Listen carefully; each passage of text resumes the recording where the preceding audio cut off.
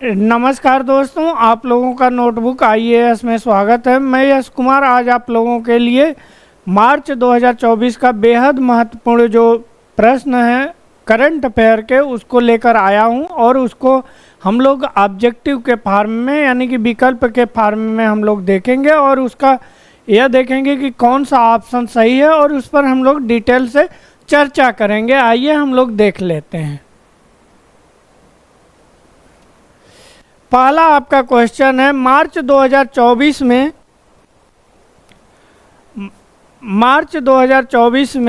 भारतीय नौसेना ने पाकिस्तानी नागरिकों को सोमालिया द्वीप समुद्री डाकुओं से छुड़ाने के लिए ऑपरेशन कहां चलाया था? तो यह आपका पहला है बंगाल की खाड़ी, हिंद महासागर, अरब सागर और दक्षिण चीन सागर। तो आप लोग जैसा जानते हैं यहाँ पर जो अरब सागर है यही आपका सही है, क्योंकि सोमालिया जो द्वीप है, देश है, वह अरब सागर में स्थित है। आइए हम लोग इसका व्याख्या देख लेते हैं।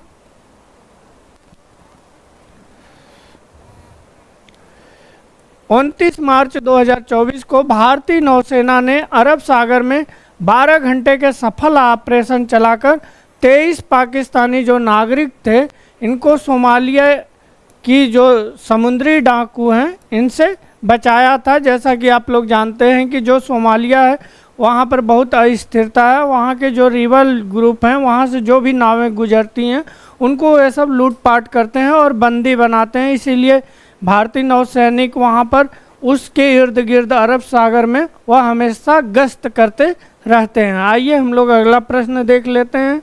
अरविंद केजरीवाल की गिरफ्तारी और कांग्रेस पार्टी के बैंक खातों को फ्रीज करने के संबंध में अमेरिकी विदेश विभाग हालिया टिप्पणी पर भारतीय विदेश मंत्रालय का क्या प्रतिक्रिया थी? पहला आपका ए ऑप्शन है अमेरिकी रुख के लिए समर्थन व्यक्त किया था और बी आपका ऑप्शन है टिप्पणियों पर आपत्ति जताई और संप्रभुता के सम्मान पर जोर दिया, और वहीं है सी ऑप्शन है वे इस मामले में तटस्थ रहे। डी ऑप्शन आपका है अमेरिकी सरकार से तत्काल कार्रवाई की मांग की।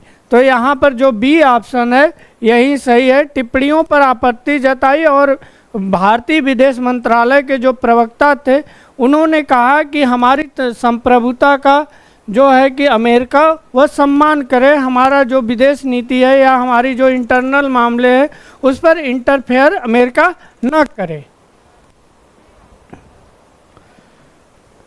व्याख्या देख लेते हैं। टिप्पणियों पर आपत्ति जताई और संप्रभुता की सम्मान पर जोर दिया। अमेरिकी विदेश विभाग ने यह कहते हुए जवाब दिया कि वे केजरीवाल की गिरफ्तारी और कांग्रेस पार्टी के बैंक खातों को फ्रीज करने और निष्पक्ष, पारदर्शी और समय पर कानूनी प्रक्रियाओं का वकालत करने सहित भारत की कार्रवाई का निगरानी करना जारी रखेंगे। इस पर अमेरिका ने जोर दिया। जैसा कि आप लोग जानते हैं जो दिल्ली में लीकर पॉलिसी थी, इसके संदर्भ में मनी लॉन्ड्रिंग एक्ट के तहत अरविंद केजरीवाल और कई मंत्रियों को गिरफ्तार किया गया है। तो उस पर अंतर्राष्ट्रीय मीडिया जगत अगर बात किया जाए, जर्मनी, अमेरिका, तो कई देशों से प्रतिक्रियाएं आई। वहीं पर कांग्रेस पार्टी का जब वहाँ पर वहाँ पर जब उसके अध्यक्ष थे 1992-93 में, उनका नाम नहीं याद आ रहा है, तो उस समय इनकम टैक्स से लेकर कोई इशू था, उस इशू के चलते बहुत ज़्यादा मात्रा में इनकम टैक्स द्वारा उन पर इम्पोज किया गया था, कार्रवाई की गई थी और उसको कहीं ना कहीं कांग्रेस पार्टी टाल रही थी। एट लास्ट कांग्रेस पार्टी के खातों को सीज कर दिया गया था और उसी को इन दोनों को लेते हुए बहुत ज़्यादा मुद्दा बन गया था और मुद्दा को देखते हुए अंतर्राष्ट्रीय जगत की जो मीडिया थी उसमें बहुत ज़्यादा इसे तुल दिया गया था, बहुत ज़्यादा। तो उसी पर भारत की विदेश मंत्रालय की प्रतिक्रिया आई थी। आइए हम लोग अगला प्रश्न देखते हैं। तेजस की संकल्पना जो प्रस्तुत की गई थी वह पूर्व प्रधानमंत्री स्वर्गीय श्री अटल बिहारी वाजपेयी का स्वप्न था कि हमारा तेजस इंडिजीनियस हो, मतलब देश ही स्वदेशी हो। उसी के संदर्भ में यह प्रश्न है। तेजस MK-1A हालिया पहली उड़ान का क्या महत्व है? पहला आपका ए ऑप्शन है, यह स्वदेशी लड़ाकू विमान की पहली उड़ान थी। बी ऑप्शन है, इसने ऊंचाई का विश्व रिकॉर्ड हासिल किया। वहीं आपका सी ऑप्शन है, इसने सुपरसोनिक यात्रा का व्यवहार्यता प्रदर्शन किया। वहीं डी ऑप्शन है, इसने एक स्टील्थ तकनीकी का प्रदर्शन किया। तो यह ऑप्शन आपका पहला सही है, यह एक स्वदेशी लड़ाकू विमान का पहला उड़ान था। आइए हम लोग इसका व्याख्या देख लेते हैं। 28 मार्च 2024 को लाइट कम्पैक्ट एयरक्राफ्ट, जिसे LCA के नाम से जाना जाता है, MK-1A बेंगलुरु में हिंदुस्तान एरोनॉटिकल्स लिमिटेड सुविधाओं से अपनी पहली उड़ान भरी थी। आइए हम लोग अगला प्रश्न देख लेते हैं। 27 मार्च 2024 को लोकपाल के न्यायिक सदस्य के रूप में कितने शपथ ली? आपका यह है, पहला ऑप्शन है न्यायमूर्ति AM खानविलकर। वहीं आपका बी ऑप्शन जो है पंकज कुमार। सी ऑप्शन है अजय तिर्की। वहीं डी ऑप्शन आपका है न्यायमूर्ति ऋतुराज अवस्थी। तो इसका जो सही उत्तर है यह आपका डी है, न्यायमूर्ति ऋतुराज अवस्थी ने लोकपाल के न्यायिक सदस्य के रूप में शपथ ली। न्यायमूर्ति ऋतुराज अवस्थी ने 27 मार्च 2024 को लोकपाल के न्यायिक सदस्य के रूप में शपथ ली। भारत के लोकपाल के अध्यक्ष कौन हैं? पहला आपका ऑप्शन ए है न्यायमूर्ति ऋतुराज अवस्थी। फिर उसके बाद है प्रवीण कुमार श्रीवास्तव। सी ऑप्शन आपका है न्यायमूर्ति AM खानविलकर। फिर उसके बाद डी ऑप्शन आपका है पंकज कुमार। तो यहाँ पर जो सी ऑप्शन है यही आपका सही है, न्यायमूर्ति AM खानविलकर ने लोकपाल के अध्यक्ष के रूप में शपथ ली है, ग्रहण किए हैं इस पद को। आइए हम लोग व्याख्या देख लेते हैं। शपथ न्यायमूर्ति AM खानविलकर ने दिलाई है, जो भारत के लोकपाल के अध्यक्ष हैं। राष्ट्रीय जांच एजेंसी NIA का महानिदेशक किसे नियुक्त किया गया है? यह आपका है सदानंद वसंत तिथि। फिर बाद में बी ऑप्शन है राजीव कुमार शर्मा। और सी ऑप्शन आपका है पीयूष आनंद। और डी ऑप्शन आपका है नीना सिंह। तो इसमें जो सही है सदानंद वसंत तिथि को आपका NIA का महानिदेशक नियुक्त किया गया है। अगर NIA की स्थापना की बात की जाए तो 2008 में किया गया था।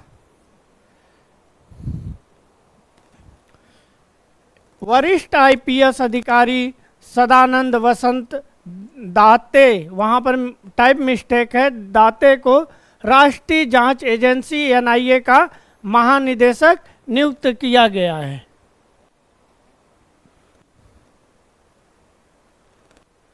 फिर अगला प्रश्न आपका है पुलिस अनुसंधान एवं विकास ब्यूरो BPR&D का महानिदेशक किसे नियुक्त किया गया है? पहला आपका ऑप्शन है सदानंद वसंत दाते, यहाँ पर होगा आपका दाते। फिर उसके बाद है बी ऑप्शन है राजीव कुमार शर्मा। सी ऑप्शन है पीयूष आनंद। और डी ऑप्शन है आपका नीना सिंह। तो इसमें बी जो ऑप्शन है यही सही है, राजीव कुमार शर्मा को नियुक्त किया गया है। आइए हम लोग इसका व्याख्या देख लेते हैं। व्याख्या गलत है, यहाँ पर व्याख्या होना चाहिए होना चाहिए। 1990 बैच के राजस्थान कैडर के IPS अधिकारी राजीव कुमार शर्मा को bureau of police research and development का महानिदेशक नियुक्त किया गया है। आइए अगला प्रश्न देख लेते हैं। आदर्श आचार संहिता के उल्लंघन की रिपोर्ट करने के लिए उपयोग किए जाने वाले भारत निर्वाचन आयोग के ऐप का नाम है। यहाँ पर है सबसे पहला है सी ट्रैक, फिर सी विजिल, फिर उसके बाद है सी क्रेपोर्ट, फिर उसके बाद आपका है सी लेक्ट। तो यहाँ पर सी विजिल जो है यही आपका सही है, सी विजिल यही ऐप है जिसके तहत किया जाएगा। चुनाव आयोग चुनाव प्रक्रिया की निगरानी करने और आदर्श चुनाव आचार संहिता के उल्लंघन को प्रभावी ढंग से संबोधित करने के लिए सी विजिल ऐप का उपयोग करता है। हुरून ग्लोबल रीच लिस्ट 2024 के अनुसार विश्व के सबसे अमीर व्यक्ति का खिताब किसने पुनः प्राप्त किया है? पहला आपका ऑप्शन है बर्नार्ड अर्नॉल्ट, फिर उसके बाद है आपका जेफ बेजोस, फिर सी ऑप्शन है एलन मस्क, डी ऑप्शन है मुकेश अंबानी। तो जो एलन मस्क हैं इन्होंने ही प्राप्त किया है। हम लोग इसका व्याख्या देख लेते हैं। एलन मस्क 231 बिलियन अमेरिकी डॉलर की कुल संपत्ति के साथ दुनिया के सबसे अमीर व्यक्ति के रूप में अपना खिताब फिर से हासिल कर लिया है। उसके बाद जो है जेफ बेजोस है, फिर उसके बाद आपके बर्नार्ड अर्नॉल्ट हैं। तीसरे नंबर पर आइए हम लोग अगला प्रश्न देख लेते हैं। हुरून ग्लोबल रीच लिस्ट 2024 के अनुसार एशिया, यहाँ पर ध्यान दीजिएगा, एशिया के बारे में पूछा गया है कि सबसे अमीर व्यक्ति का खिताब किसने बरकरार रखा है? पहला आपका ए ऑप्शन है Elon Musk, Jeff Bezos, Mukesh Ambani, और डी आपका ऑप्शन है गौतम अडानी। तो यहाँ पर जो सी ऑप्शन है यही आपका सही है। मुकेश अंबानी जो हैं उन्होंने ही बरकरार रखे हैं। आइए हम लोग व्याख्या देख लेते हैं। वैश्विक स्तर पर एक स्थान फिसलकर 10वें स्थान पर आने के बावजूद रिलायंस इंडस्ट्री के चेयरमैन जो हैं मुकेश अंबानी 115 अरब अमेरिकी डॉलर की संपत्ति के साथ एशिया के सबसे अमीर व्यक्ति के रूप में अपना स्थान बरकरार रखा है। अगला प्रश्न देख लेते हैं हम लोग। किस कंपनी ने भारत में वयस्कों को पर तपेदिक वैक्सीन जिसका नाम है MTB वैक के लिए नैदानिक परीक्षण शुरू किया है? पहला आपका ए ऑप्शन है बायो फैब्रिक, बी ऑप्शन है भारत बायोटेक इंटरनेशनल लिमिटेड, फिर उसके बाद सी है आपका Spanish bio pharmaceutical company, D option आपका है वैश्विक वैक्सीनोलॉजी सहयोग। तो इसमें जो बी ऑप्शन है यही सही है, भारत बायोटेक इंटरनेशनल लिमिटेड। आइए हम लोग व्याख्या देख लेते हैं। Bharat biotech international limited, Bharat biotech international limited ने वयस्कों, भारत के जो वयस्क नागरिक हैं उन पर तपेदिक वैक्सीन जिसे MTB वैक के नाम से जाना जाता है के लिए नैदानिक परीक्षण शुरू किया है। अगला प्रश्न देख लेते हैं। 128 खिलाड़ियों की भागीदारी के साथ कबड्डी गिनीज वर्ल्ड रिकॉर्ड का आयोजन कहाँ हुआ? पहला आपका ऑप्शन है मुंबई महाराष्ट्र, बी आपका ऑप्शन है बेंगलुरु कर्नाटक, सी आपका ऑप्शन है पंचकुला हरियाणा, डी आपका ऑप्शन है चेन्नई तमिलनाडु। तो इसका जो सही उत्तर है यह आपका पंचकुला हरियाणा में आयोजन किया गया था। व्याख्या देख लेते हैं। भारत ने 24 मार्च 2024 को विश्व कबड्डी दिवस, यह ध्यान रखिएगा, पर गिनीज वर्ल्ड रिकॉर्ड हासिल किया जिसमें 128 खिलाड़ियों ने भाग लिया जो कि हरियाणा के पंचकुला ताऊ देवी लाल इंडोर स्टेडियम में आयोजित किया गया था। अगला प्रश्न देखते हैं। संयुक्त राष्ट्र सुरक्षा परिषद ने 25 मार्च 2024 को गाजा में तत्काल युद्ध विराम के लिए प्रस्ताव पारित किया? कौन संघर्ष में कौन देश शामिल हैं? पहला आपका ऑप्शन है इजराइल मिस्र, बी ऑप्शन है इजराइल जॉर्डन, फिर सी ऑप्शन है इजराइल फिलिस्तीन, इजराइल लेबनान। तो यहाँ पर जो सी ऑप्शन है वही सही है। इजराइल और फलस्तीन के मध्य यह चल रहा है युद्ध, और इस युद्ध में बड़े पैमाने पर जो फलस्तीनी नागरिक हैं वो मारे जा रहे हैं, जैसा कि आप लोग जानते हैं। चूँकि जो इजराइल है उसे तो राष्ट्र का दर्जा पहले से ही मिल चुका है, लेकिन जो गाजा पट्टी है और फलस्तीन है दोनों दो भागों में बटे हुए हैं, दोनों तरफ हैं। और यहाँ पर जो नागरिक हैं उनको एक तरह से कहा जाए तो एक घर में बंदी बना के वहाँ जो भी चीज़ें जाती हैं उस चीज़ों को पहले टैकल किया जाता है इजराइल के द्वारा, फिर अंदर भेजा जाता है, जिससे वहाँ पर बहुत भयावह स्थिति, और इसमें घेर के जब बमबारी की जाती है तो और ही यहाँ तक कहा जाए कि बहुत निर्मम हत्या की जा रही है। तो उसमें कोई दो राय नहीं होगा। और जो लोग इसमें खाना या अन्य चीज़ें राहत सामग्री पहुँचा रहे हैं उनको भी ऐसा बमबारी किया जा रहा है कि वे भी हताहत हो रहे हैं, ऐसी स्थिति वहाँ पर है। आइए हम लोग इसका व्याख्या देख लेते हैं।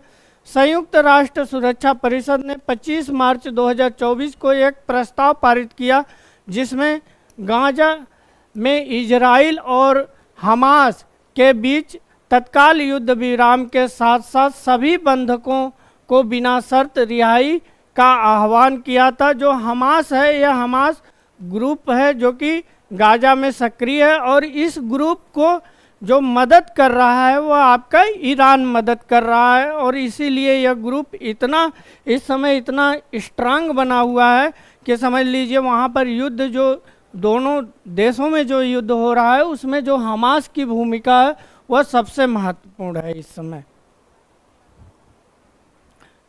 आइए अगला प्रश्न देख लेते हैं। प्रश्न है, हाल ही में प्रधानमंत्री नरेंद्र मोदी ने भूटान का सर्वोच्च नागरिक सम्मान जो है पुरस्कार कौन सा प्रदान किया था? पहला आपका ऑप्शन है भूटान का आदेश, ड्रैगन का आदेश, डूक ऑफ ग्यालपो का आदेश, और आपका हिमालय का क्रम।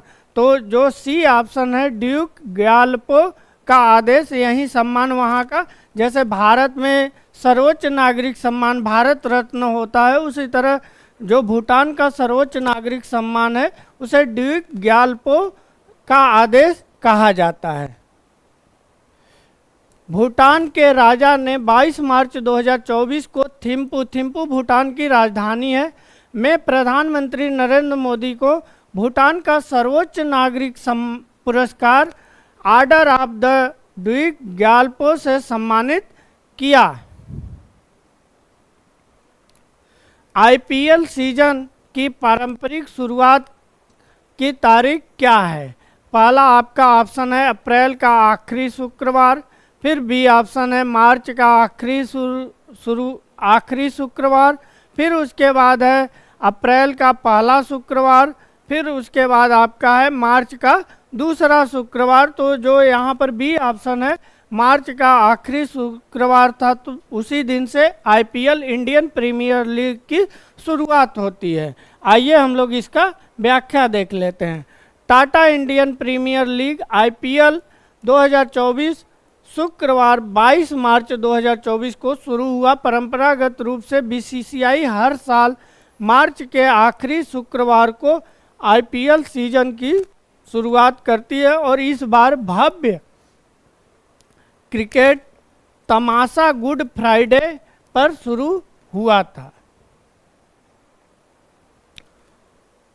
प्रवर्तन निदेशालय द्वारा अरविंद केजरीवाल की गिरफ्तारी के बारे में क्या महत्वपूर्ण है? पहला आपका ऑप्शन है ए भारत में पहली बार किसी राजनेता को गिरफ्तार किया गया, बी ऑप्शन है भारत में पहली बार किसी मौजूदा मुख्यमंत्री को गिरफ्तार किया गया, वहीं सी आपका ऑप्शन है शराब घोटाले में पहला व्यक्ति गिरफ्तार, वहीं डी ऑप्शन आपका है अदालत का आदेश प्राप्त करने के बाद प्रवर्तन निदेशालय द्वारा गिरफ्तारी। तो यह पहली बार जो हुआ है कि भारत में कोई एक कार्य करते हुए कोई मुख्यमंत्री है उसे गिरफ्तार किया गया है, यानी वर्किंग टाइम में वो रिजाइन नहीं किए, उससे पहले ही उनको गिरफ्तार कर लिया गया है। ऐसा पहला मामला है कि पहली बार किसी मौजूदा मुख्यमंत्री को गिरफ्तार किया गया है और इन्हें PLMLA जो उसके अंतर्गत जो मनी लॉन्ड्रिंग अधिनियम है 2002 का, जो 2005 में प्रभावी हुआ था, उसके अंतर्गत इन्हें गिरफ्तार किया गया है। आइए हम लोग व्याख्या देख लेते हैं। भारत में पहली बार किसी वर्तमान मुख्यमंत्री को गिरफ्तार किया गया है और दिल्ली के मुख्यमंत्री केजरीवाल ने को 21 मार्च 2024 को कथित शराब घोटाले मामले में प्रवर्तन निदेशालय जो ईडी है ने गिरफ्तार की। दोस्तों हम लोग अगला प्रश्न देख लेते हैं। यह है इसरो द्वारा सफलतापूर्वक परीक्षण किए गए पुनः प्रयोज्य लॉन्च वाहन RLV का नाम क्या रखा गया है? यह पहला आपका ऑप्शन है RLV विमान, बी ऑप्शन है RLV TD और सी ऑप्शन आपका है RLV MK3 और डी आपका ऑप्शन है RLV पुष्पक। तो इसका जो सही उत्तर है RLV पुष्पक रखा गया है, जो कि आपका पुनः प्रयोज्य लॉन्च व्हीकल, मतलब दोबारा जो यूज किया जाएगा इसरो द्वारा उसका। आइए हम लोग व्याख्या देख लेते हैं। 22 मार्च 2024 को इसरो ने कर्नाटक के चित्रदुर्ग के पास चैले केर एरोनॉटिकल टेस्ट रेंज से RLV पुष्पक का सफलतापूर्वक लैंडिंग किया और इसरो की जो स्थापना हुई थी यह आपका 1969 में हुई थी 15 अगस्त को, जबकि यह 1962 से ही यह कार्य करना चालू किया था, लेकिन ऑफिशियल रूप में 1969 में इसकी स्थापना हुई थी। आइए हम लोग अगला प्रश्न देख लेते हैं। किस बैंक को चुनावी बॉन्ड बेचने और भुनाने के लिए अधिकृत किया गया था? पहला आपका ऑप्शन है HDFC बैंक, दूसरा बी ऑप्शन है ICICI बैंक और डी आपका सी ऑप्शन है state bank of India SBI और आपका डी ऑप्शन है एक्सिस बैंक। तो इसका जो सही उत्तर है वह आपका स्टेट बैंक ऑफ इंडिया है। इसी स्टेट बैंक ऑफ इंडिया के 26 शाखाओं में जो पूरे भारत में है उनको 1000 से लेके आपका 1 करोड़ रुपए का बॉन्ड जारी करने के लिए अधिकृत किया गया था, जिसे 15 फरवरी 2024 को सुप्रीम कोर्ट की संवैधानिक पीठ ने इल्लीगल अवैध घोषित कर दिया। आइए हम लोग डिटेल में बात कर लेते हैं। 21 मार्च 2024 को चुनाव आयोग ने धन प्राप्त करने वाले राजनीतिक दलों के साथ खरीदारों का मिलान करने में मदद करने के लिए उनकी संख्या सहित चुनावी बॉन्ड का एक डेटा सेट जारी किया। भारतीय स्टेट बैंक चुनावी बॉन्ड को बेचने और भुनाने के लिए अधिकृत एकमात्र बैंक था, जो मार्च 2018 से होकर फरवरी 2024 तक सुप्रीम कोर्ट द्वारा योजना को अमान्य घोषित कर दिया गया था। और यह जो घोषित किया गया था यह आर्टिकल संविधान के अनुच्छेद 19(1) क्लास का सब क्लास ए के अंतर्गत इसे सूचना के अधिकार के अंतर्गत इसे इल्लीगल घोषित किया गया था। आइए हम लोग अगला प्रश्न देख लेते हैं। उत्तर प्रदेश के नया गृह सचिव किसे नियुक्त किया गया है? पहला आपका ऑप्शन है, ऐसे क्वेश्चन यूपी पुलिस में अक्सर या वनडे एग्जाम में पूछ देते हैं। तो पहला आपका है दीपक कुमार, बी ऑप्शन आपका है संजय प्रसाद और सी आपका ऑप्शन है रणदीप रीणवा, फिर बाद में डी ऑप्शन है आलोक कुमार। तो इसका सही जो उत्तर है वह आपका दीपक कुमार को उत्तर प्रदेश सरकार ने गृह सचिव के पद पर नियुक्त किया है। आइए हम लोग व्याख्या देख लेते हैं। वरिष्ठ IAS अधिकारी दीपक कुमार को 19 मार्च 2024 को उत्तर प्रदेश का नया गृह सचिव नियुक्त किया गया है। वहीं अगर आईएएस की बात की जाए, जितने भी आईएएस अधिकारी होते हैं उनके सबसे हाईयर पोस्ट पर जो सबसे उच्च पद होता है वह कैबिनेट सचिव का होता है।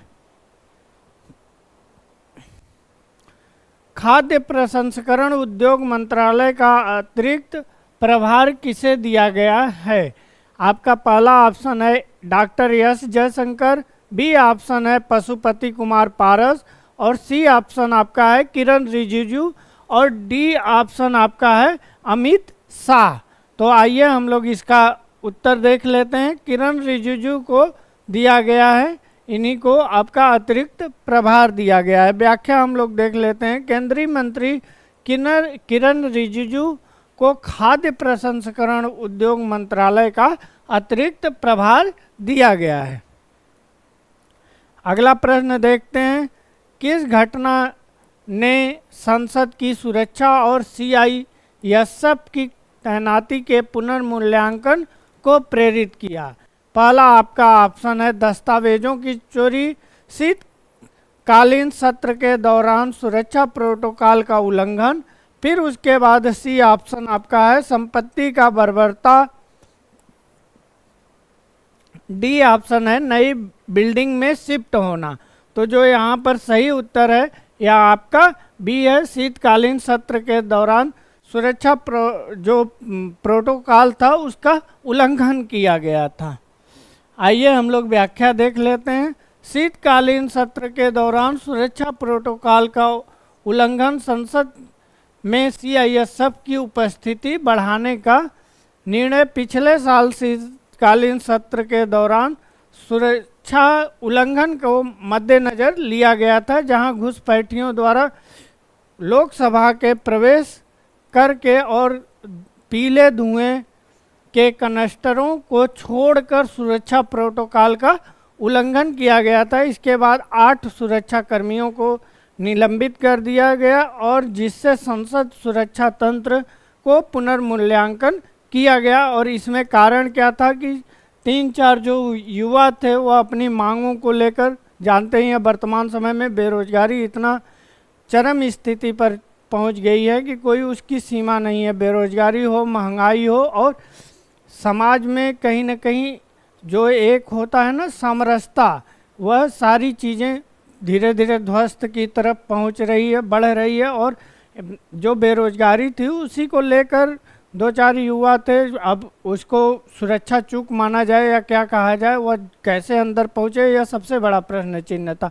लेकिन गवर्नमेंट हमेशा कहीं भी विरोध प्रदर्शन हो रहा है तो उसको दबाने के पीछे लग रही है, जबकि उसके पीछे कारणों को जानने की थोड़ी भी कोशिश नहीं, न ही रोजगार के प्रति गवर्नमेंट वैसी नीतियां अपना रही है। नीतियां जो भी बन रही हैं वह भी नीतियां आधा पर समाप्त हो जा रही हैं, चाहे स्टार्टअप इंडिया हो या मेक इन इंडिया हो, जो भी चीज़ें हो आप देखिए वो आज उस पर डिबेट भी नहीं हो रहा है, जिससे युवा बहुत हताश हैं वर्तमान समय में। अगर खासकर गवर्नमेंट नौकरी की बात की जाए तो उसको लेकर तो और हताश हैं। जो भी परीक्षाएं हो रही हैं उसमें पेपर आउट हो रहा है, अन्य कारणों से जो योग्य हैं वह बाहर हो रहे हैं और जो अयोग्य हैं वह अंदर हो रहे हैं।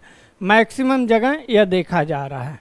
तो उसी चलते 2-4 लोग थे वो इंटर कर गए और उन्होंने धुआं पूरा वह करने लगे। जो नई इमारत है आपकी बनी है उसका जो दर्शक दीर्घा है उसकी ऊंचाई और जो यहाँ पर बैठते हैं जो एमपी होते हैं यह ऊंचाई बहुत ही कम रखी गई है, जो कि ऊपर से जो चाहे व्यक्ति वह कूद कर भी कोई भी गलत हरकतें या सुरक्षा का वायलेशन कर सकता है। जबकि अगर पुराने वाले में देखेंगे, पुराने वाले में यह हाइट जो थी वह काफ़ी ऊंचाई थी और वह ऊपर से सिर्फ देख सकते थे, और इसमें काफ़ी नीचे है। इसलिए यहाँ पर ऐसी संभावना फिर उन्होंने अपने जूते में रखे थे और पीला रंग का धुआं जिसको पूरा फैला दिए, जिससे बहुत अव्यवस्था फैल गई थी।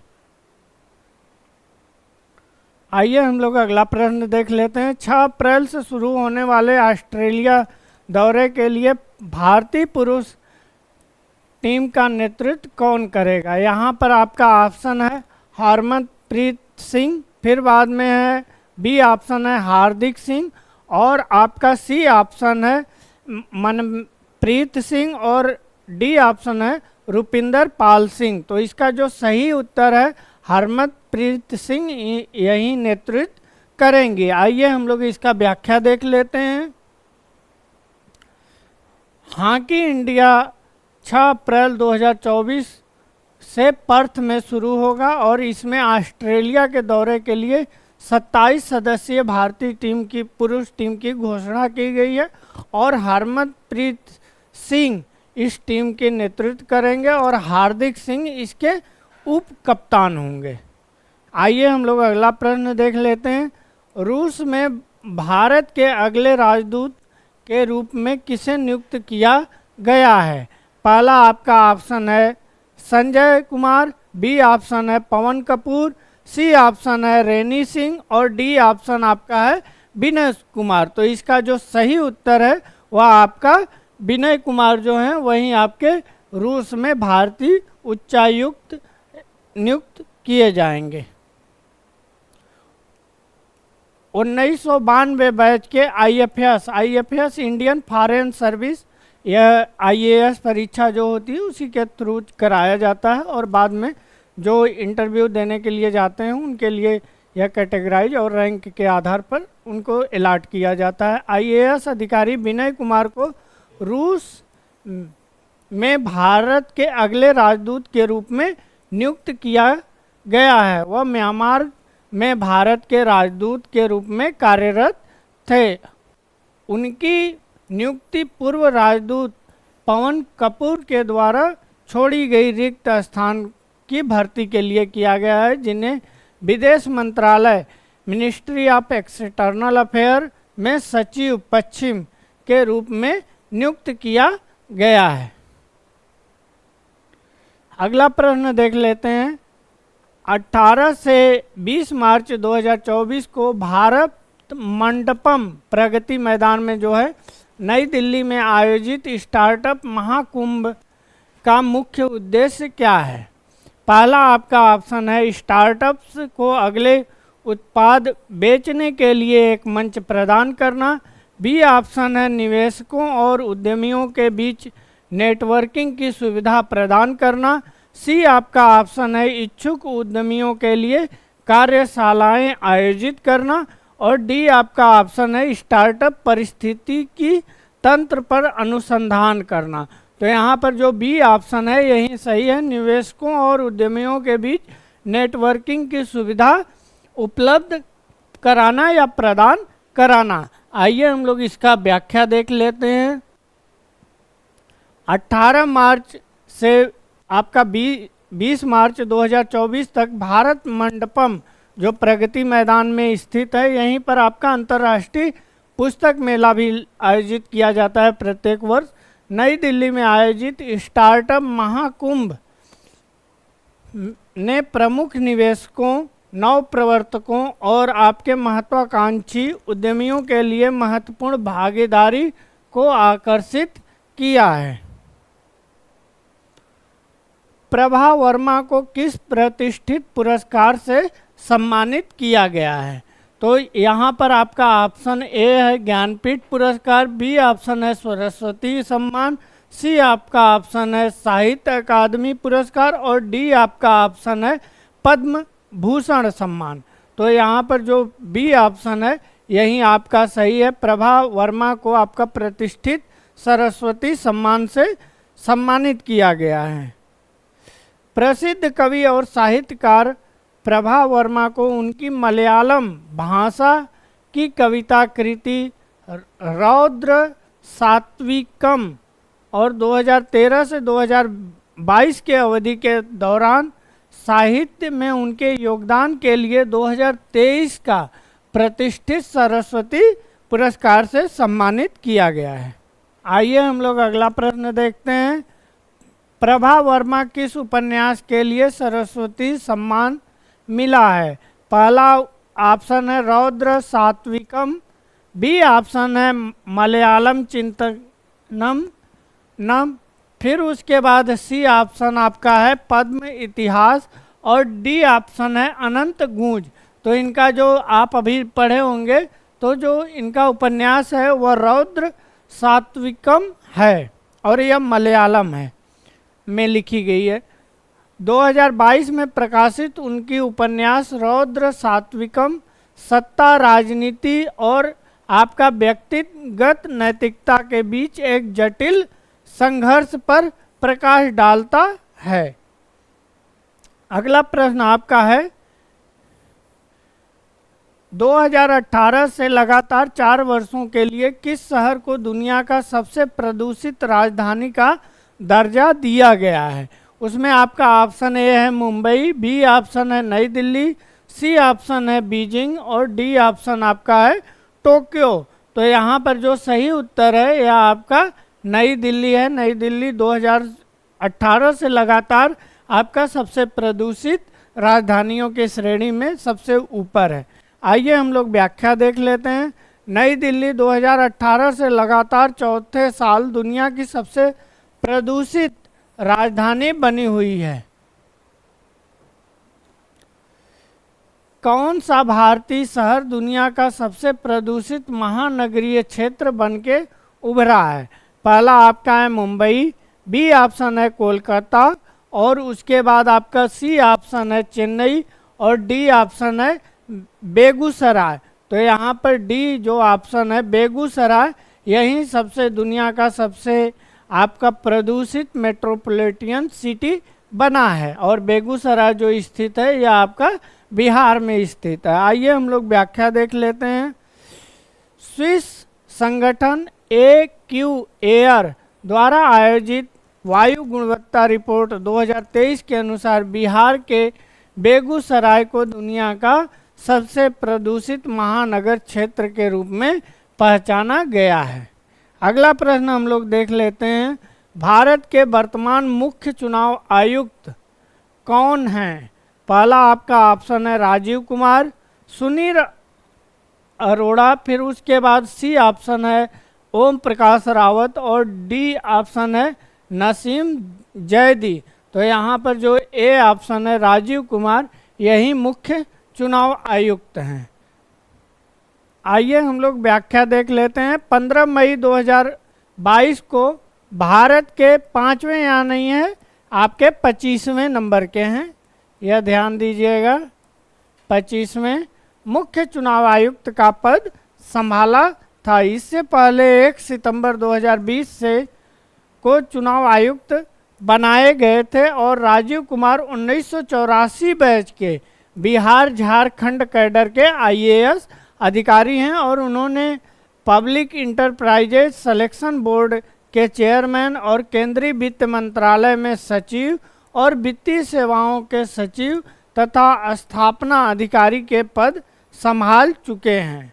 अगर बात की जाए मुख्य चुनाव आयुक्त की, तो मुख्य चुनाव आयुक्त जो आर्टिकल आपका अनुच्छेद है संविधान का 324 में उल्लेख किया गया है, इसके अनुसार आपका 2 अदर चुनाव आयुक्त होंगे और एक आपके चीफ इलेक्शन कमिश्नर होंगे। और यह जो परंपरा चली है यह आपका 1993 चली है, उससे पहले 1989 में कुछ समय के लिए और उसके पहले 1989 में आपका कुछ समय के लिए 3 मुख्य चुनाव आयुक्तों की नियुक्ति की जाती है, फिर उसके बाद वो पोस्टपोन कर दिया जाता है और 1 जनवरी 1993 से तब से लगातार आपके एक मुख्य चुनाव आयुक्त और 2 अदर आयुक्त होते हैं।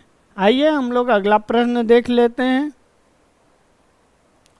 हाल ही में प्रसार भारती के नए अध्यक्ष के रूप में किसने कार्यभार संभाला? पहला ऑप्शन है ए सूर्य प्रकाश, फिर आपका बी ऑप्शन है नवनीत कुमार सहगल और आपका सी ऑप्शन है जगदीप धनखड़ और डी ऑप्शन आपका है पीयूष गोयल। तो इसका जो सही उत्तर है नवनीत कुमार सहगल ने आपका प्रसार भारती के अध्यक्ष के रूप में कार्यभार संभाला है।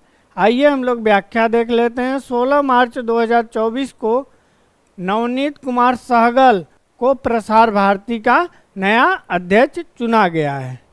अगला प्रश्न हम लोग देखते हैं। आवाज आ रहा है ना? आइए हम लोग अगला प्रश्न देख लेते हैं। चुनावी बांड क्या है? ए ऑप्शन आपका है राजनीतिक दलों द्वारा धन जुटाने के लिए जारी किए गए बांड है। वहीं आपका बी ऑप्शन है गुमनाम राजनीतिक दान के लिए वित्तीय साधन। वहीं सी आपका ऑप्शन है सरकारी बुनियादी ढांचा परियोजनाओं के लिए उपयोग किए जाने वाले बांड।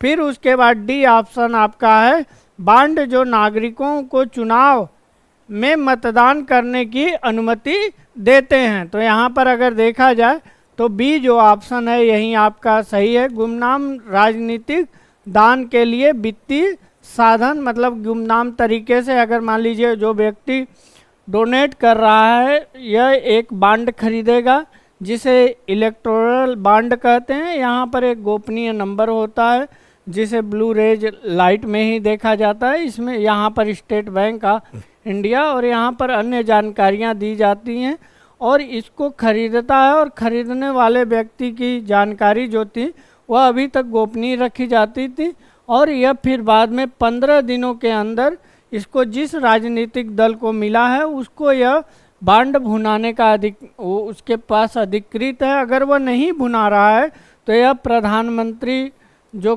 केयर फंड है उसमें चला जाता था, मतलब प्रधानमंत्री आपदा राहत कोष में। तो यहाँ पर अगर देखा जाए तो बी ऑप्शन जो है वह एकदम सटीक सही है। आइए व्याख्या देख लेते हैं।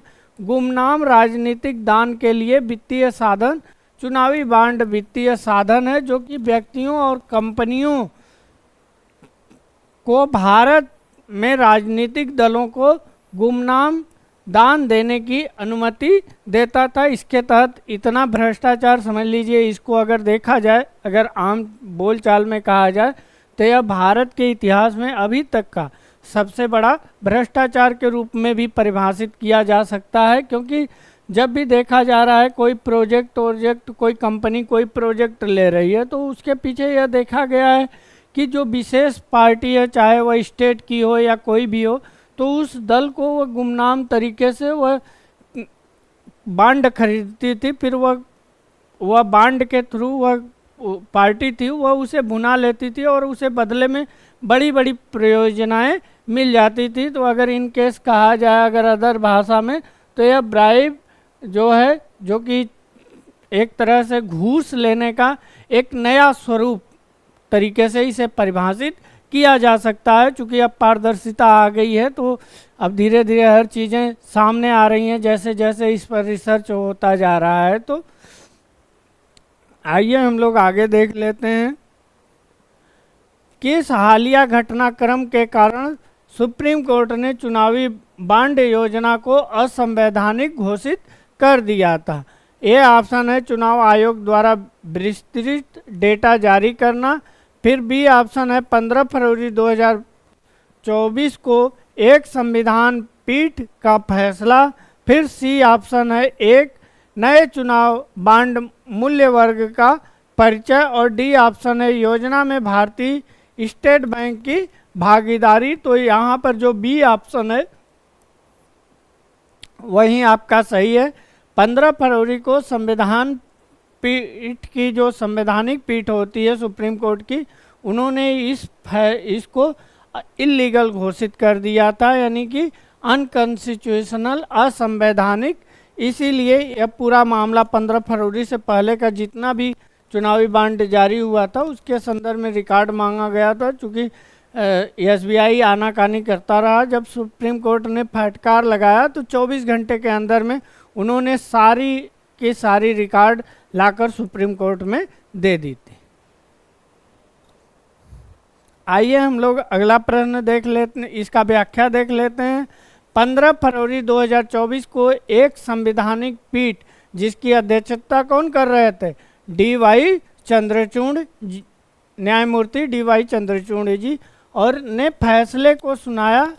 सुप्रीम कोर्ट का फैसला जो था वो 15 फरवरी 2024 को एक संविधान पीठ ने जो चुनावी बांड था इसको आपका असंवैधानिक घोषित कर दिया और पाया कि इस योजना में पारदर्शिता की कमी है और यह लोकतांत्रिक सिद्धांतों के उल्लंघन करता है। जैसे लोकतंत्र में होता है कि आपका यहाँ पर पारदर्शिता इन केस की कौन सा व्यक्ति चंदा दे रहा है, कौन सी कंपनी दे रही है। हो सकता है कोई विदेशी ऐसी ताकतें हों जो भारत में चंदा देकर एक पार्टी को मजबूत करना चाहती हों और डेमोक्रेसी के लिए वह खतरा हो, तो ऐसी संभावनाएं व्यक्त की गई थी। इसीलिए इसको पारदर्शिता की कमी के चलते इसको असंवैधानिक यानी कि अनकॉन्स्टिट्यूशनल घोषित कर दिया गया था।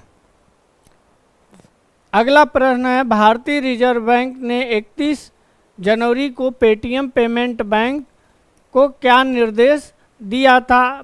पहला आपका ऑप्शन है अपनी ग्राहक सेवा पेशकशों को बढ़ाने के लिए, वहीं बी आपका ऑप्शन है विभिन्न उपकरणों में जमा या टॉप अप स्वीकार करना बंद करना, और फिर बाद में आपका है वहीं सी ऑप्शन है अपने शाखा में नेटवर्क का विस्तार करना, और डी जो ऑप्शन आपका है वो बचत खातों पर ब्याज दरें बढ़ाना। तो यहाँ पर जो बी ऑप्शन है यही सही है आपका, विभिन्न उपकरणों में जमा या टॉप अप स्वीकार करना बंद करने का आरबीआई ने निर्देश दिया था। आइए हम लोग इसका व्याख्या देख लेते हैं।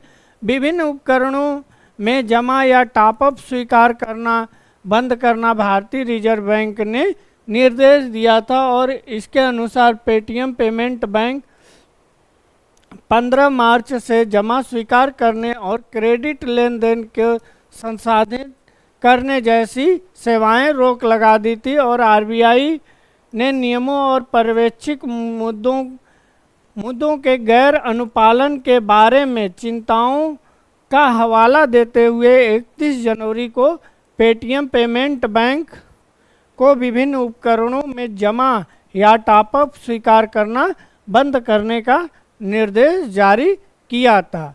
आप लोग जैसा जानते हैं पेटीएम पेमेंट बैंक की जो स्थापना हुई थी यह आपकी 2008 में स्थापना हुई थी, और यह विजय शेखर शर्मा के द्वारा इसकी स्थापना किया गया था, क्योंकि वर्तमान समय में आपका पेटीएम का बहुत ही बुरा हाल है। अगला प्रश्न आपका है आपराधिक मामला प्रबंधन प्रणाली CCMS का लक्ष्य किस प्रकार के डेटा को व्यवस्थित और एकीकृत डिजिटलाइज करना है? पहला आपका ए ऑप्शन है मौसम डेटा, बी आपका ऑप्शन है यातायात डेटा, और सी आपका ऑप्शन है जांच के दौरान डेटा जैसे मामले के दस्तावेज और सबूत, और डी आपका ऑप्शन है खेल आंकड़े। तो यहाँ पर जो सी ऑप्शन है वही आपका सही उत्तर है। जांच के दौरान जो उत्पन्न प्राप्त हुई डेटा है जैसे मामलों को दस्तावेज और सबूत के रूप में व्यवस्थित करना। आइए हम लोग इसका व्याख्या देख लेते हैं। जांच के दौरान डेटा जैसे मामलों के दस्तावेज और सबूत केंद्रीय गृह मंत्री अमित शाह ने 14 मार्च 2024 को नई दिल्ली में राष्ट्रीय जांच एजेंसी NIA द्वारा डिजाइन किए गए डिजिटल आपराधिक मामला प्रबंधन प्रणाली CCMS द्वारा उद्घाटन किया गया। CCMS जांच के दौरान उत्पन्न डेटा को व्यवस्थित करने, एकीकृत करने और डिजिटलीकरण करने में सहायता करेगा, जिससे केस दस्तावेज, निकाले गए डेटा, एकत्रित साक्ष्य और आरोप पत्र शामिल हैं। आइए हम लोग अगला प्रश्न देख लेते हैं। एक राष्ट्र एक चुनाव की अवधारणा क्या है? राजनीतिक दलों के बीच एकता को बढ़ावा देने के लिए एक अभियान है। वहीं आपका बी ऑप्शन है लोकसभा और राज्य विधानसभाओं के लिए एक साथ चुनाव कराना। वहीं आपका सी ऑप्शन है सभी राज्यों में मतदान के लिए राष्ट्रीय अवकाश। वहीं डी आपका ऑप्शन है चुनाव लड़ने की अनुमति देने वाले राजनीतिक दलों की संख्या को सीमित करने के लिए एक संवैधानिक संशोधन। तो यहाँ पर जो बी ऑप्शन है वहीं आपका सही है। लोकसभा और विधानसभाओं के जो चुनाव हैं उनको एक साथ करवाने का यह एक राष्ट्र एक चुनाव संकल्पना दी गई थी, और इसके जो अध्यक्ष बनाए गए थे, इसकी कमेटी गठित की गई थी, उसके आपका जो पूर्व राष्ट्रपति हैं रामनाथ कोविंद जी को बनाया गया था। अभी इस पर क्या प्रगति हुई है, क्योंकि बहुत यह जटिल प्रक्रिया है, इसलिए इसके बारे में अभी उतनी प्रगति नहीं देखी गई है। और यह लोकसभा और राज्य विधानसभाओं का चुनाव एक साथ इसलिए पॉसिबल नहीं है क्योंकि भारत में जो यूनियन है और जो राज्यों में चुनाव होता है, तो मान लीजिए राज्यों में कोई भी सरकार अगर 5 साल के लिए नियुक्त होती है, सपोज दैट अगर वह 1 साल पर वह सरकार गिर जाती है, तो 1 साल के बाद जो 4 साल बचा समय है, वह समय कैसे, क्या वह रिप्रेजेंटेटिव जैसे कि राज्यपाल होते हैं उनके द्वारा सरकार चलाई जाए या कॉमन मिनिमम प्रोग्राम के तहत सरकार चलाई जाए। और भारत में आप जानते हैं विभिन्न राज्य हैं और वहाँ पर कई क्षेत्रीय राजनीतिक पार्टियाँ हैं, कुछ राष्ट्रीय पार्टियाँ हैं जो कभी बहुमत में आती हैं तो कभी बहुमत से बाहर होती हैं, जो कि एक बहुत ही जटिल प्रक्रिया है एक राष्ट्र और एक चुनाव के मामले में। जैसा कि 1952 के बाद से जब से चुनाव हुआ है, 67 तक चुनाव एक साथ हुआ, फिर उसके बाद चुनाव राज्यों का कभी कोई राज्य का पड़ता था तो कभी लोकसभा का पड़ता था, कभी भी चुनाव एक साथ नहीं हो पाया है। कुछ राज्यों को छोड़कर जिनका क्रम आता है, जैसे 5 राज्य हुए, 4 राज्य हुए, उनका यहाँ पर व्याख्या देख लेते हैं। लोकसभा और विधानसभाओं के लिए एक साथ चुनाव कराने के प्रस्ताव पूर्व राष्ट्रपति श्री रामनाथ कोविंद जी की अध्यक्षता में एक उच्च स्तरीय समिति ने 14 मार्च 2024 को नई दिल्ली में राष्ट्रपति द्रौपदी मुर्मू को एक रिपोर्ट सौंपी है। चूँकि यह प्रक्रिया इतनी जटिल है कि इस पर कभी इत्मीनान से जो है आप लोग देखेंगे तो यह प्रक्रिया बेहद ही जटिल है, एक राष्ट्र एक चुनाव, क्योंकि राज्यों का स्ट्रक्चर ऐसा है और जो यूनियन है इसका स्ट्रक्चर अलग है। राज्य कई हैं, एक राज्य होता तो यह पॉसिबल होता, 2-4 राज्य होते पॉसिबल होता, 25 राज्य हैं और वहाँ पर डाइवर्सिटी अलग है और वहाँ पर क्षेत्रीय पार्टियों का जो भूमिका है वह अलग है। इसलिए यह जहाँ तक पॉसिबल हो सकता है, लेकिन यह बहुत चुनौतीपूर्ण यह चीज़ें हैं।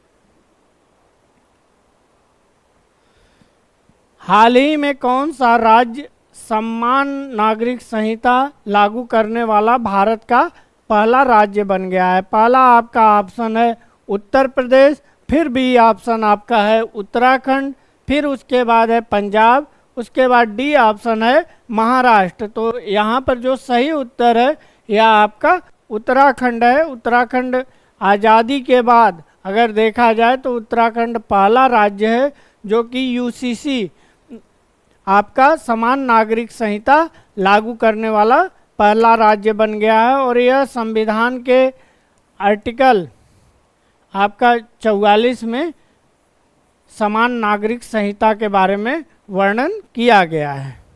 आइए हम लोग व्याख्या देख लेते हैं। राष्ट्रपति द्रौपदी मुर्मू ने समान नागरिक संहिता यूसीसी उत्तराखंड विधेयक 2024 को मंजूरी दे दी और यूसीसी लागू करने वाला उत्तराखंड देश का पहला राज्य बन गया है स्वतंत्रता के बाद। और वहीं बात किया जाए देश में सबसे पहले अभी तक जो लागू था वह आपका गोवा आपका राज्य है, वहाँ पर समान नागरिक संहिता लागू है पहले से ही, क्योंकि वह पुर्तगालियों का उपनिवेश था और 1961 में वह भारत में सम्मिलित हो गया था।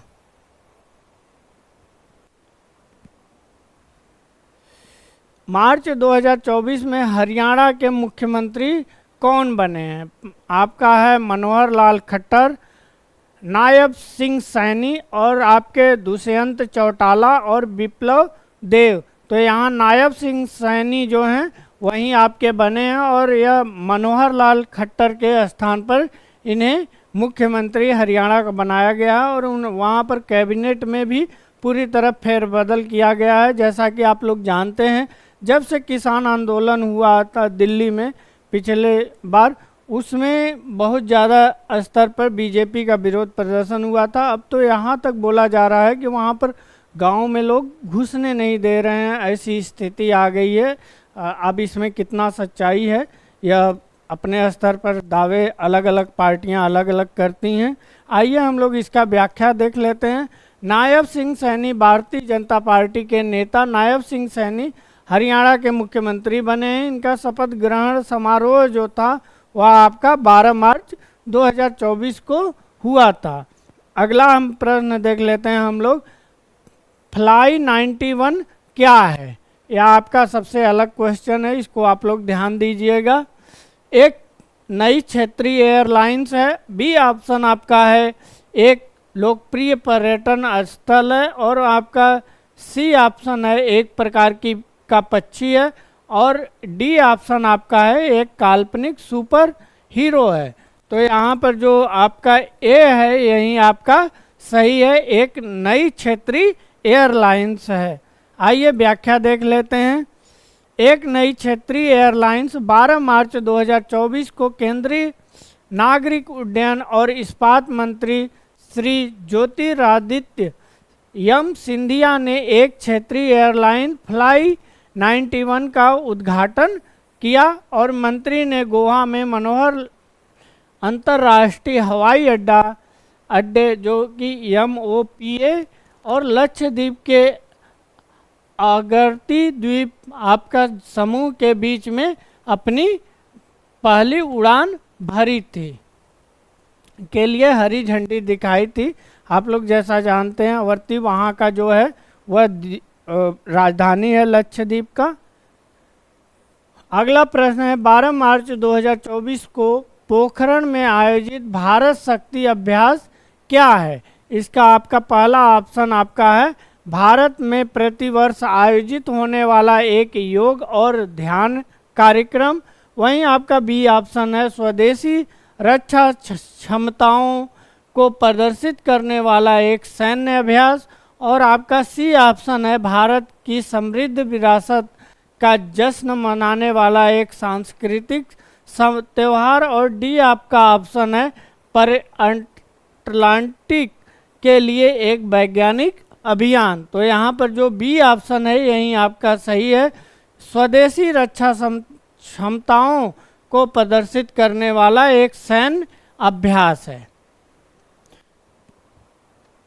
व्याख्या देख लेते हैं। स्वदेशी रक्षा क्षमताओं को प्रदर्शित करने वाला एक सैन्य अभ्यास है, और 12 मार्च 2024 को प्रधानमंत्री नरेंद्र मोदी ने पोखरण में आयोजित भारत शक्ति अभ्यास का अवलोकन किया, और इस अभ्यास ने आत्मनिर्भरता अभियान के हिस्से के रूप में स्वदेशी रूप में निर्मित रक्षा अभियानों की क्षमताओं को प्रदर्शित किया, और इसमें पोखरण फील्ड रेंज जो फायरिंग सेना, नौसेना और वायुसेना इसमें तीनों एकीकृत रूप में थी। और आप लोगों को पोखरण से याद आ रहा होगा कि 1998 में यहीं से आपका परीक्षण किया गया था, और उसके बाद भारत ने अपने आप को परमाणु संपन्न देश घोषित किया था, न्यूक्लियर वारहेड वाला। और भारत ने यह कहा था, उस समय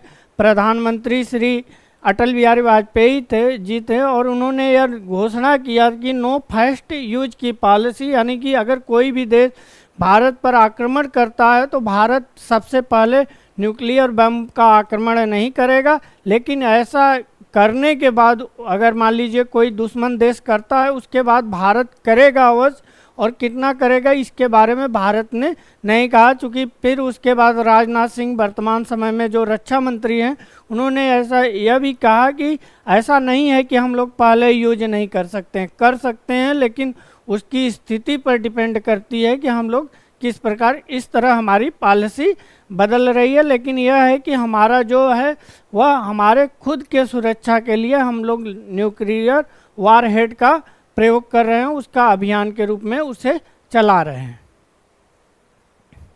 अगला प्रश्न हम लोग देख लेते हैं, अग्नि 5 मिसाइल के पास कौन सी तकनीकी है? पहला आपका ऑप्शन है हाइपरसोनिक प्रोपल्शन, फिर बाद में स्टील्थ क्षमताएं, और आपका सी ऑप्शन है multiple independently targetable re entry vehicle, जिसे MIRV तकनीकी भी कहा जाता है। फिर डी आपका ऑप्शन है लेजर मार्गदर्शक प्रणाली। तो यहाँ पर जो सी ऑप्शन है यही आपका सही है। Multi independently targetable re entry vehicle के नाम से इसे जाना जाता है।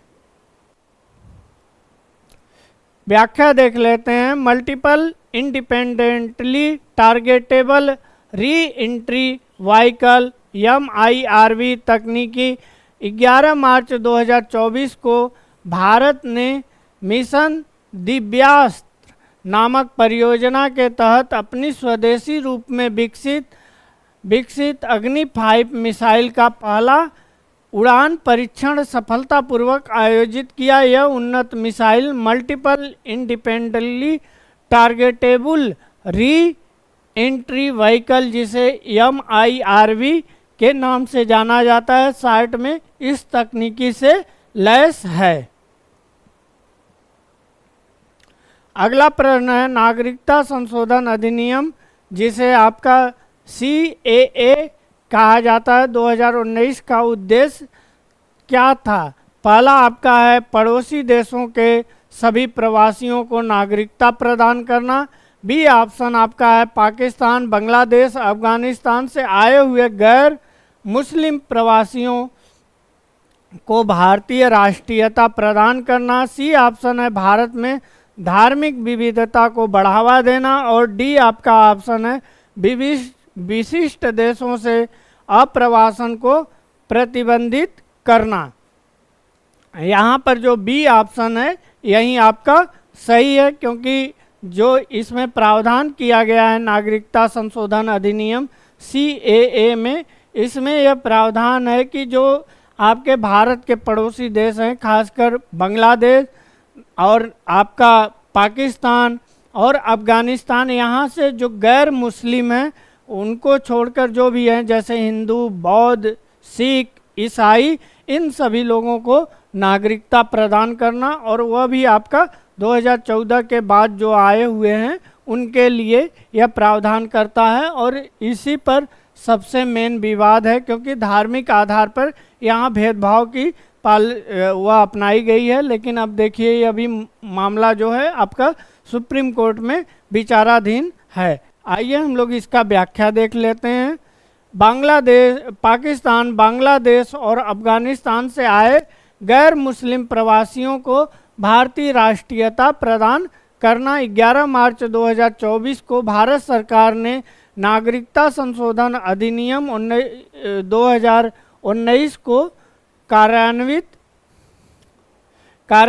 करने के संबंध में एक घोषणा की। और यह विवादास्पद कानून के शुरू में पारित होने के 4 साल के बाद आया है। और इसका भारत में प्रवासियों के कुछ श्रेणियों के लिए महत्वपूर्ण प्रभाव है। और इसका जो उद्देश्य है वो आपका मेन उद्देश्य देखा जाए, पाकिस्तान, बांग्लादेश और अफगानिस्तान से 31 दिसंबर 2014 से पहले आए हुए जो भारत में प्रवेश किए हैं उनके लिए आपके गैर मुसलमान प्रवासियों के लिए नागरिकता प्रदान करने की बात कही गई है। यानी 31 दिसंबर 2014 से पहले जितने भी लोग आए हैं उनको नागरिकता देने का इसमें प्रावधान किया गया है। यह हटा दीजिएगा। आइए हम लोग अगला प्रश्न देख लेते हैं। निम्नलिखित कथनों पर विचार कीजिए। आपका पहला है भारत के उच्च न्यायालय ने भारतीय संविधान के अनुच्छेद 21 के तहत कॉमन काज बनाम भारत संघ 2018 में निष्क्रिय इच्छा मृत्यु को वैध बनाया। फिर वहीं आपका दूसरा स्टेटमेंट है निष्क्रिय इच्छा मृत्यु में किसी व्यक्ति के जीवन को समाप्त करने के लिए जानबूझकर घातक पदार्थों या कार्यों का उपयोग करना। यहाँ पर उपर्युक्त में से कौन से कथन सही हैं अथवा हैं। पहला आपका ऑप्शन है केवल एक, फिर बी ऑप्शन है केवल दो, और सी आपका ऑप्शन है एक और दो दोनों, और आपका डी ऑप्शन जो है वह आपका न तो एक और न ही दो है। तो यहाँ के अनुसार अगर देखें तो जो ऑप्शन आपका ए है, यही आपका सही है और यह यूपीएससी में आया हुआ क्वेश्चन है आपका। उच्चतम न्यायालय ने भारतीय संविधान के अनुच्छेद 21 जो कि सबसे ब्रॉड आपका फंडामेंटल राइट इस अनुच्छेद में वर्णित है और इसमें कॉमन काज बनाम भारत संघ 2018 के अंतर्गत आपका इच्छा मृत्यु को वैध ठहराया था। आइए हम लोग इस पर डिटेल में जिक्र कर लेते हैं, इसका व्याख्या देख लेते हैं। आपका कॉमन काज बनाम भारत संघ 2018 के मामले में सर्वोच्च न्यायालय ने लिविंग विल के महत्व को उजागर करते हुए निष्क्रिय इच्छा मृत्यु दर और आपका सहज मृत्यु है जिसे यूथेनेसिया भी कहा जाता है को आपका वैध ठहराया था और न्यायालय ने इस तथ्य पर जोर दिया कि मरण की प्रक्रिया में गरिमामय जो गरिमा संविधान के अनुच्छेद 21 द्वारा गारंटीकृत जीवन अधिकार का अभिन्न अंग है, अतः कथन एक सही है। वहीं अगर सक्रिय इच्छा मृत्यु की बात की जाए तो किसी व्यक्ति को जीवन समाप्त करने के लिए जानबूझकर घातक पदार्थों या कार्यों का उपयोग करना शामिल है। निष्क्रिय इच्छा मृत्यु तब होती है जब जीवन निर्वाह उपचार को रोक दिया जाता है और आपका या हटा दिया जाता है जिससे रोगी स्वाभाविक रूप से मर जाता है। अतः दूसरा जो आपका ऑप्शन है वह आपका गलत है, क्योंकि यहाँ पर इच्छा मृत्यु का आपका जब प्रश्न आया था वह आपका जो महाराष्ट्र की एक नन थी जिनका रेप कर दिया गया था वहाँ के सफाई कर्मी के द्वारा और यह मामला लंबे समय का उनका चल रहा था, तो उसी के मामला और अन्य मामलों को देखते हुए कॉमन काज बनाम भारत संघ यह मामला गया 2018 में। इसमें फैसला आया कि निष्क्रिय इच्छा मृत्यु, मान लीजिए अगर कोई व्यक्ति है जिसका डेड हो गया है, माइंड डेड हो गया है, तब भी वह आपका उसको बेड पर जीवन रक्षक चीज़ें दी जा रही हैं तो वह जब हटा ली जाती हैं, क्योंकि वह तड़प रहा है व्यक्ति, सामने वाले को नहीं मालूम चल रहा है डॉक्टर को, तो उसको हटा लेने पर उसकी गरिमामयी मृत्यु के अंतर्गत वह आता है। आइए हम लोग अगला प्रश्न देख लेते हैं। फास्टैग के संदर्भ में निम्नलिखित कथनों पर विचार कीजिए। पहला आपका ऑप्शन है यह विज्ञान और प्रौद्योगिकी मंत्रालय के तहत राष्ट्रीय विज्ञान तथा प्रौद्योगिकी संचार परिषद जो NCSTC द्वारा संचालित किया जाता है। वहीं आपका जो दूसरा स्टेटमेंट है यह एक उपकरण है जो वाहन के चलते समय सीधे टोल भुगतान के लिए रेडियो फ्रीक्वेंसी आइडेंटिफिकेशन जिसे RFID तकनीक का उपयोग करता है। उपर्युक्त कथनों में से कौन से सही है अथवा हैं? पहला आपका ऑप्शन है केवल एक, वहीं आपका बी ऑप्शन है केवल दो और सी ऑप्शन आपका है एक और दो दोनों और डी आपका ऑप्शन है न तो एक और न ही दो। तो यहाँ पर जो सही उत्तर है यह आपका केवल दो है, यानी कि एक उपकरण जो वाहनों को चलते समय सीधे टोल भुगतान करने के लिए रेडियो फ्रीक्वेंसी आइडेंटिफिकेशन RFID तकनीकी का उपयोग किया जाता है। आप लोग जैसा गाड़ी देखेंगे जहां नंबर प्लेट लगा होता है वहीं छोटा सा चरकोर 3D चमकीला टाइप का लगा रहता है, इसी को फास्टैग कहा जाता है।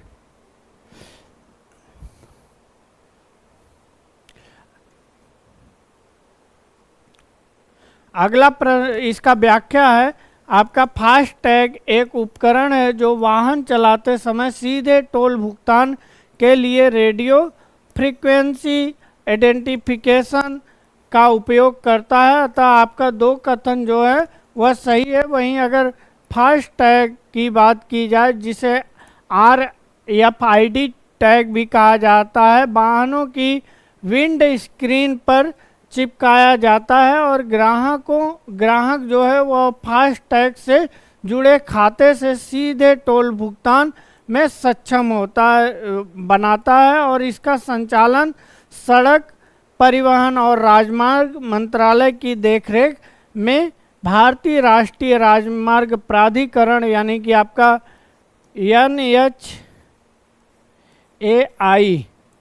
द्वारा किया जाता है, अतः दो कथन जो है वह आपका असत्य है। अगर बात किया जाए, आप लोग जैसे देखते हैं, मान लीजिए ये फास्टैग लगा है, इसमें गुप्त कोड रहता है। जब यह गाड़ी पहुंचती है किसी टोल प्लाजा के पास, तो वहां पर यह स्कैन करके जो अकाउंट इससे लिंक होता है इस फास्टैग से, वहां से अपने स्वतः ही आपका रिडक्शन जो चार्ज होता है वो आपका अपने आप कट जाता है, जिससे समय का जो लंबे लाइनें लगती थी वह लाइनें कम हो गई और उसके चलते काफ़ी सुगमता से हर चीज़ जो टोल प्लाजा है वह चलने भी लगा। तो इसमें बहुत महत्वपूर्ण भूमिका है। आइए हम लोग इसका अगला प्रश्न देख लेते हैं। भारत में पर्सनल लॉ के संबंध में निम्नलिखित कथनों पर विचार कीजिए। आपका पहला आपका है, मुस्लिम पर्सनल लॉ के अनुसार पुरुषों का अधिकतम 6 पत्नियों विवाह करने के लिए कानूनी छूट प्रदान करता है। वहीं आपका दूसरा है, हिंदू विवाह अधिनियम 1955 में हिंदुओं, बौद्धों, जैनियों और आपका सिखों के बीच संपत्ति की विरासत के लिए दिशा निर्देश देता है। आपका यहाँ पर कथन देखना है कौन कौन सा सही है। पहला आपका जो है केवल 1, बी जो है केवल 2 और सी जो है आपका 1 और 2 दोनों, और डी आपका है न तो 1 और न ही 2। इसका जो सही उत्तर है वह आपका डी है, डी यानी कि न तो 1 और न ही 2। आइए हम लोग इसका व्याख्या देख लेते हैं। शरिया या मुस्लिम पर्सनल लॉ के अनुसार पुरुषों को बहुविवाह की अनुमति यानी कि एक से अधिक, वे एक ही समय में एक से अधिक या कुल 4 पत्नियां रख सकते हैं, अथवा एक कथन जो है वह आपका असत्य है, क्योंकि वहाँ 6 पत्नियों की बात की गई है। अगर वहीं बात किया जाए हिंदू विवाह अधिनियम 1955 द्वारा हिंदुओं के विवाह के संबंधित कानूनों की संहिताबद्ध किया गया है, और हिंदू उत्तराधिकार अधिनियम 1956 में हिंदुओं और बौद्धों, जैनियों और सिखों के बीच संपत्ति के पीढ़ीगत हस्तांतरण से संबंधित दिशा निर्देश जारी करता है।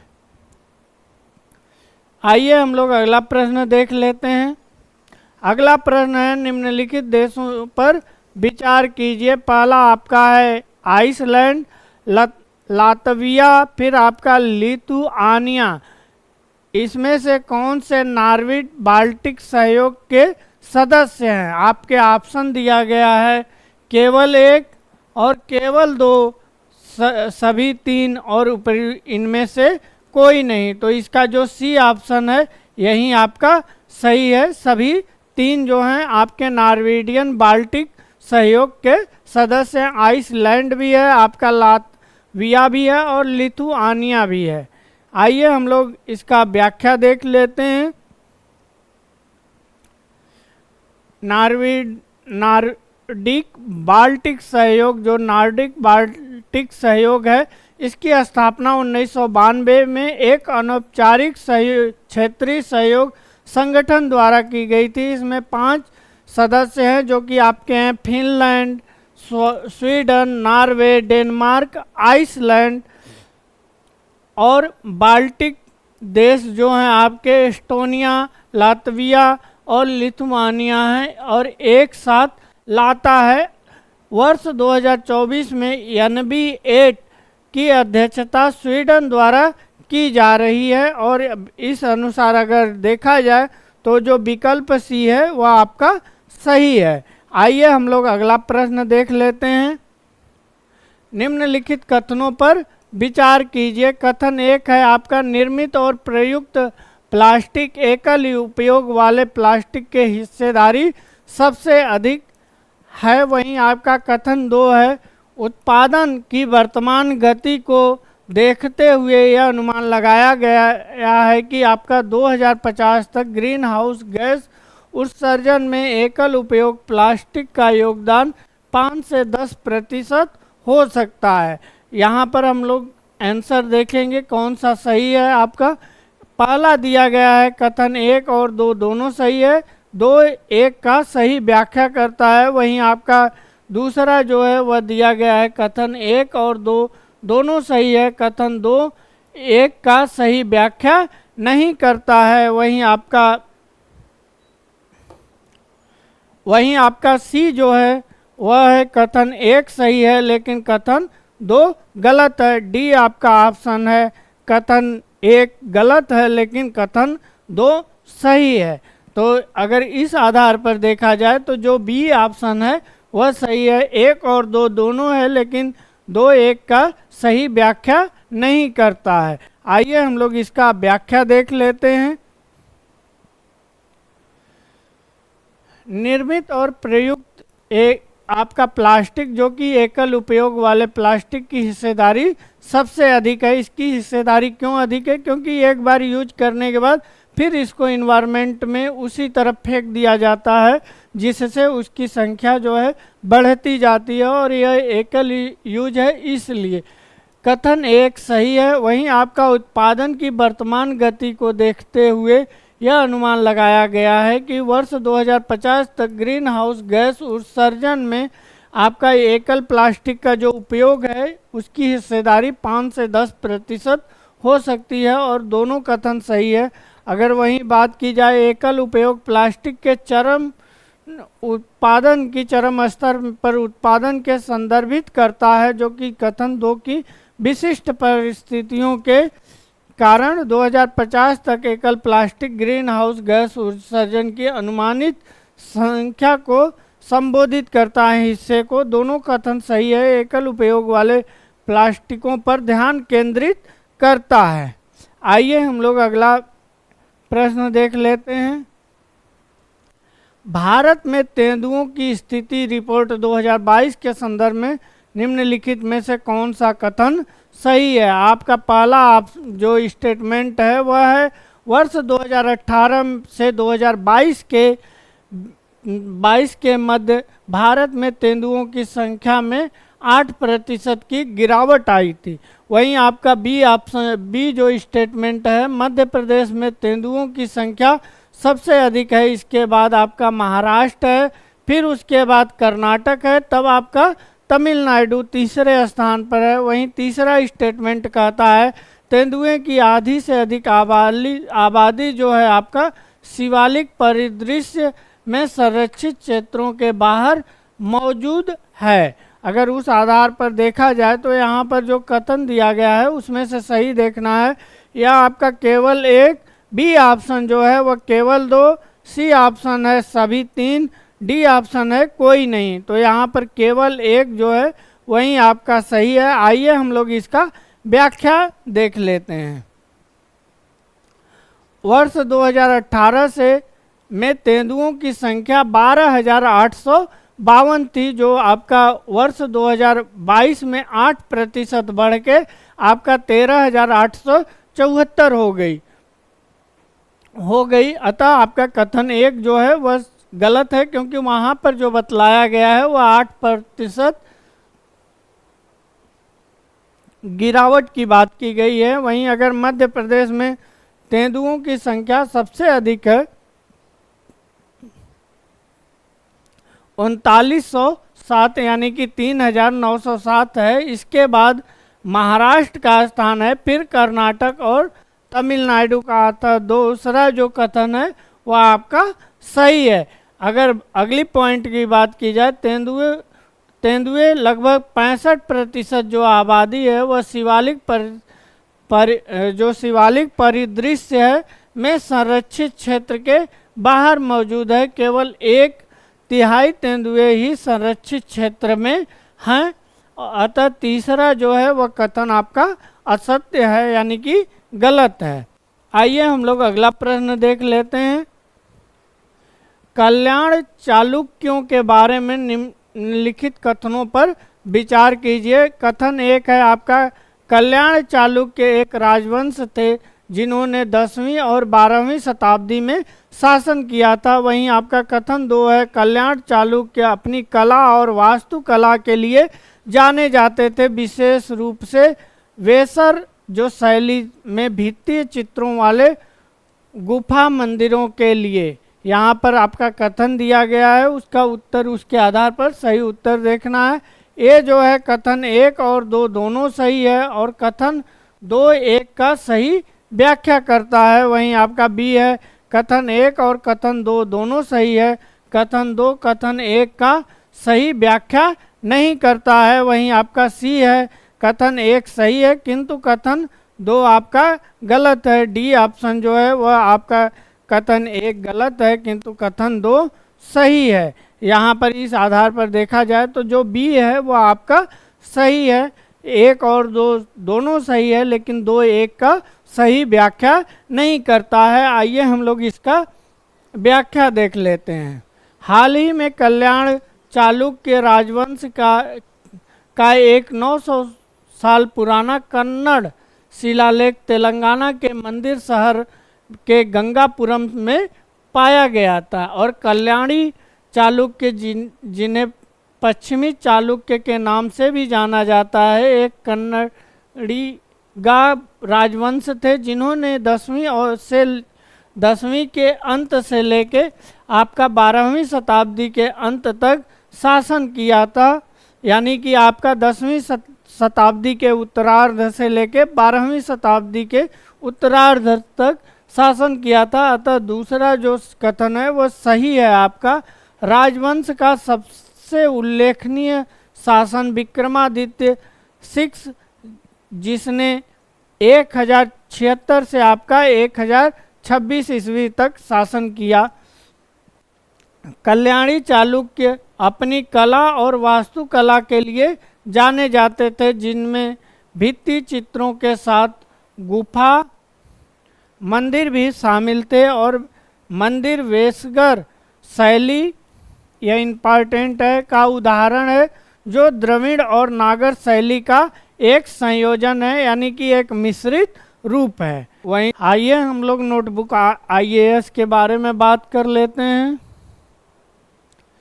आप लोगों को जैसा पहले भी बतलाया जा चुका है, एनसीईआरटी का फाउंडेशन से एडवांस जो कि आपका बेसिक से एडवांस बैच है, जो कक्षा 6 से लेके 12 तक की एनसीईआरटी की पूरी क्लास आपके जो अलग अलग सब्जेक्ट जितने हैं आपके जो कि सिविल सर्विसेज के लिए इम्पॉर्टेंट हैं वह आपका वह चलाया जा रहा है, जो कि आपका बाइलिंगुअल हिंदी और इंग्लिश दोनों भाषाओं में है। और यह जो स्पेशलिस्ट हैं जो जिस सब्जेक्ट से, जैसे मान लीजिए पॉलिटी, आपके ज्योग्राफी और आपका इकोनॉमिक्स हो गया, हिस्ट्री, उनके द्वारा यह पढ़ाया जा रहा है। तो इससे आप लोग जुड़िए और आप लोग लाभान्वित होइए और अपने जो सफलता के रेशियो को उसको और मजबूती दीजिए, क्योंकि बेसिक अगर आपका अच्छा है तो आप लोग जितना भी आगे तैयारी करेंगे उसका एक रिजल्ट जो है वह सकारात्मक देखने को मिलेगा। क्योंकि आप लोग जैसा जानते हैं कि जो यूपीएससी है या स्टेट पीसीएस है वह लगातार अपने पैटर्न में चेंज कर रही है। आइए हम लोग नोटबुक आईएएस के बारे में बात कर लेते हैं। आप लोग सबसे पहले हमारे वीडियो को पूरा देखा कीजिए और हमारे चैनल को आप लोग सब्सक्राइब कीजिए और अपने दोस्तों में इसे शेयर कीजिए। साथ ही साथ आप लोग इसे लाइक भी कीजिए और गूगल प्ले स्टोर पर जाइए, वहाँ the notebook education for all type कीजिए। यह लोगो आप लोगों को दिखाई देगा जो कि आपका बुक पर जलता हुआ मसाल, यानी कि आप लोग इतनी तैयारी अच्छी से करिए कि आपका जो भविष्य है वह एकदम उज्जवल हो। वह उस दृढ़ संकल्प के साथ नोटबुक आईएएस हमेशा प्रयास कर रहा है। और आप लोग टेस्ट सीरीज दीजिए जो कि यूनियन पब्लिक सर्विस कमीशन और आपके स्टेट पब्लिक सर्विस कमीशन के जो परीक्षाएं कराई जाती हैं उसी पैटर्न को फॉलो करते हुए हम लोग टेस्ट सीरीज कराते हैं, जो कि ऑनलाइन और ऑफलाइन मोड में दोनों है। उससे आप लोग जुड़िए और लाभान्वित होइए। धन्यवाद।